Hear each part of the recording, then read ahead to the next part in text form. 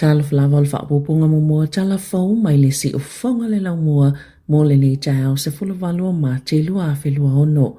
E wha te si male 5% na si iti ai le tau o loa le tau sanga atoa e o mai le masina o Februari a mai se lava i le mens e ngau si mai le povi. Le to sa male lua tolu te si male 2% na si iti ai lo na tau i le luas fulfata ala ma le whaono sene i le kilo kalama. E iwa te se ma le whaapa sene na si iti ai le tau whala au aina mata mwhala au whaisua. Ai fitu te se ma le 5% na si iti ai a ano manufasi o moa whaapea mai a i le tau sanga. Sa mata i tu to a fo i le pol kalame le checkpoint. Le tau o loa e whaonga i tono a inga i aso taitasi i supermarketi taitasi tono o tau sanga e wha. I whaamaumunga lo fiso whainumera whaamaumawina New Zealand. Sa whaalawi loa i le aso loa e to samale lua tasi te si male wha pasene na si iti ai le tau le whaspovi o le sirloin steak po le wha ta la ma le fitu tasi sene i le kilo kalama o sukalati e lua se fulu te si male tolu pasene na si iti ai. Na whaalia ni se tangata whaatau lunga le checkpoint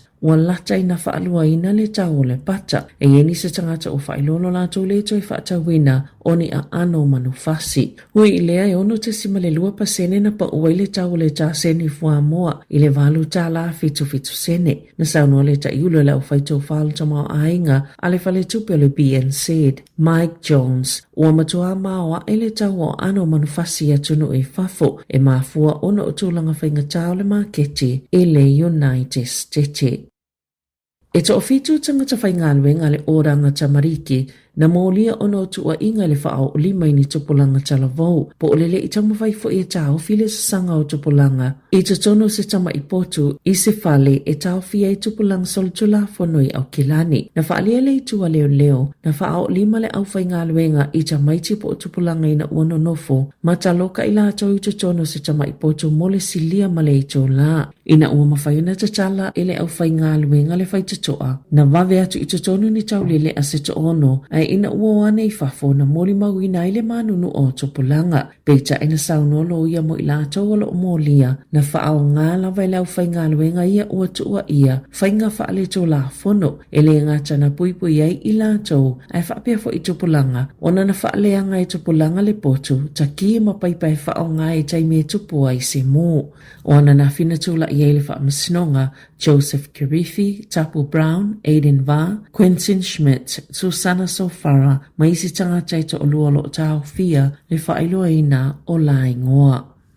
Wawala au le sosi o tangata whaingaluenga le malo i le whainga malo ina iau fuatu i tangata i ngā lulua i tutono a inga i le tau singo ni tangata ngase po tangata mātutua se fesoso ani tau tupe o le tōtele o tangata whaingaluenga ia mai leo whainga to o luas fultol wafa i le atunoo po home support workers e tutongi i le tutongi a mata po le minimum wage e na o le ono tolu te sima le 5 sene i le kilomita le tupe e tutongi i ai mō taimi o whioa inga o home support workers la tau titu ina atu le vesosani tangata mātutua o tangata iei mana o ngā whaapitoa ma tangata manu nua. E fesosani i ngā luenga whai i aso taitasi e pei o le whaata e lenga o i lātou ma le whainunga o lātou whala au na saunua Lisa Thompson o le sui o le pisa a mo tangata whai ngā luenga i loa hat. Wa le vona whea ngai tangata whai ngā luenga nei ma whai ngā tā a o le isi itia le tau o le penisini ma ufina ngalo Thompson i le māloi na ia si itia vave le tupe e tutongi tangata whai ngā luenga ia mua lātou whewa inga ma ia vave fo ina whai se fofuanga i le tutusa o tutongi o lo o iei nei.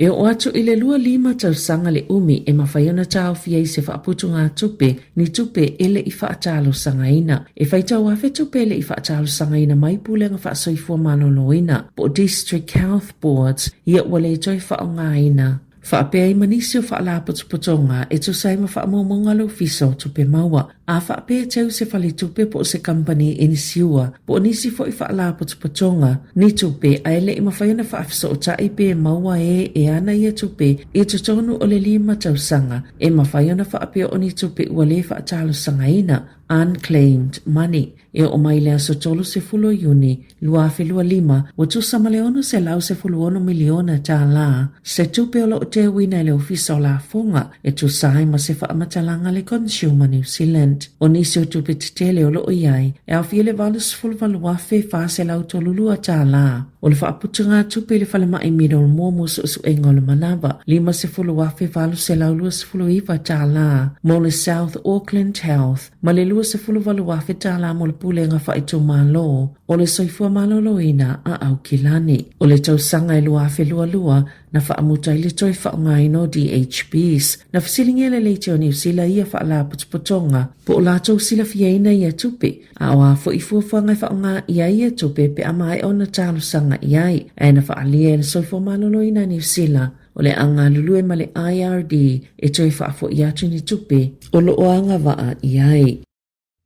Na whaasila i le malo o le awhai tau se lau o whaingaluenga whaapopo mo whalemai whaapefo i mamoenga a o tāpenai mo le pisi o le tau malulu. Na sauno le Minister soifua maloloina Simon Brown o le a inivesi le soifua maloloina New Zealand se isi 25 miliona tā la whaapopo. E whaato o tele ai au whaingaluenga whalemai le atunuu a o tāpena atu mo taimi o le tau malulu. E mawhai o na mawaini se tangata whaingaluenga whaapopo i tolu se lau fitu valu e ngā lulu e tō maui au nanga whaatau si soifua, fō mai, ma isi tangata whisosani ngā luenga lawa i whale mai, whaape mani moenga whaapopo se fitu se fulu tasi i whale mai, e whaapopo i le 25 moenga mo le whale mai Waikato, 20 i Kalai Estete, se fulu whai Middlemore, ma le se fulu lua i Wellington. Na tā ua le malo e se fulu ono te simalevalu miliona tā la, po o le lata i le lua vai tolo le tupe au whai, o le a ave i whale mai e pito sila na whia ngai mawhainga tā,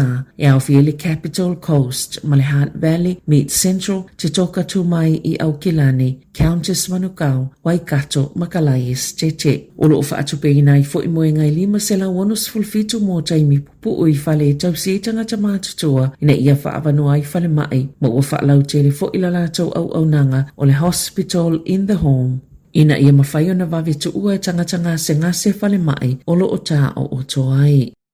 O toi wala au leo mo niso sila fieni whaamatalaga i winga i le maliu o Abdul Hassan Nabi Sada ono tolu tausanga le matua le ana o sofa i se tasi po o nisi ngā oia na mea tau tino e a while kiola na taavale o na tuaile Camberdown Road i Miramai Wellingtone mani manu anga o ngaunga e ui i tau mawhainga i whaasaulo na o la peitai na tu ngā tele manu anga o lo na ulu sai waila waina maliu le whale mai i le aso na soai. Wauna ia leo tangata na whaielea ngā yoinga ina ia o atu po ainga mawo o e na whaielea soltula fono. Ona e iei lava le tali tonunga na tala noa mawhaamatala i ai e ilatou na whaiele soltula fono lea ngā yoinga na au mai e Nabi Sadalo na ainga mai Afghanistana. Ina ia mau se soifuanga sili atu i New Zealand au lea ua ave e seina i se awala tu whanua whaapeo na whaalia e leo. So se tasi sila fieni whaamatalanga i lea mata upo e mawhaiena wala au le tasi o 5 po le Crime Stoppers i le ovaru se lau 555 tasi.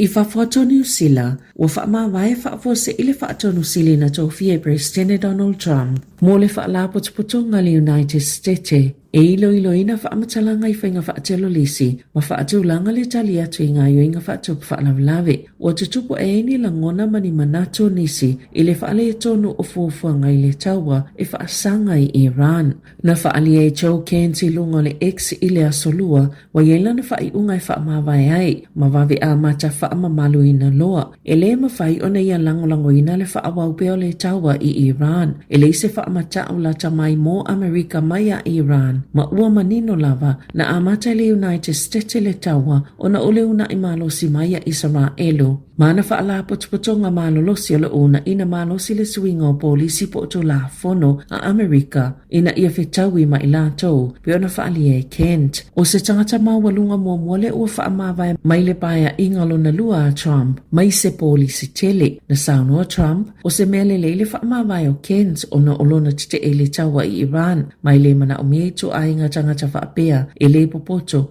e vai tele mo le puipuinga o le United States na tua ia Kent sui le malo Israelu whaapea le auto sitala o na olo lato taita ina se seo Trump e winga i le whaamata wina o Amerika e Iran. I Ta'alonga, wali putia le ono sifi I Mexico o le Ta'alonga soka I le vao le awa New Zealand ma le au a Iran I le ipo le lalulangi. Pio na whaangasolo I se whaatala noanga le whaala potupotunga soka Iran ma le FIFA o le Ta'alonga le ua mai au na whaatulanga e whaia I le United States ua mafua le fisoia inga o na upopolenga le saunga le mo o la tau tamata alo e tu sai masasaunanga le presidente o le soka a Iran o Mehdi Taj. Na sauna o le presidente o le United States le vaiasu talwai Donald Trump e talia le leile awai o Irani e Ta'alonga peitai o fautoina le ono le tala whengai o le taa alo I le United States o le awa Iran mo la tau lavaola malo la tau saunga le mo. Tala fau ia maile si ufonga le lau moa mo le nei tai au.